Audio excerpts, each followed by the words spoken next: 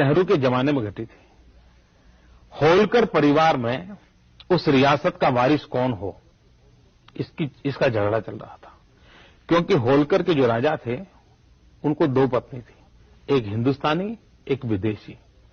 अब उनकी इच्छा ये थी जो विदेशी पत्नी का बेटा था वो होलकर रियासत का वारिस बने, राजा बने।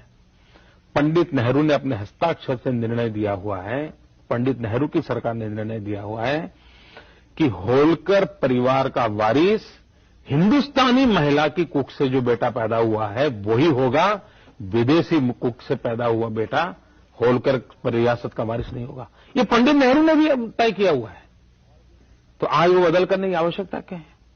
और भी एक घटना मैं बता सकता हूं आपको। हिंदुस्तान में सोनाली नाम की बंगाल की एक बहुत मशहूर कलाकार थी, सिने एक्ट्रेस थी, 1950 के कालखंड में। तब मैं तो पैदा भी नहीं हुआ था, लेकिन मैंने उनके विषय में सुना हुआ है।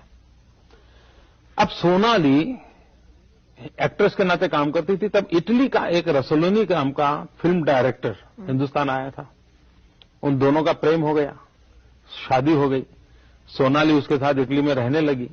शादी होने के कारण वो वहां की नागरिक बन गई, और उसको सोनिया जी की तरह नागरिक बनने में 15 साल नहीं लगे थे, वो तो जाते ही नागरिक बन गई थी। अब 20 साल के बाद उसको चुनाव लड़ने का मन कर गया, तो इटली के अंदर किसी शहर के एक म्युनिसिपैलिटी का चुनाव था। ये सोनाली उस म्युनिसिपैलिटी के चुनाव में उम्मीदवार बनी। आपको जानकर ये आश्चर्य होगा कि उसका नॉमिनेशन कैंसिल किया गया। इस बात पे कैंसिल किया गया कि वो इटली की नागरिक तो है, लेकिन इटालियन नहीं है, वो मूल इटली की नहीं है, वो हिंदुस्तान की है, इसलिए वो वहां की म्युनिसिपैलिटी का चुनाव नहीं लड़ सकती।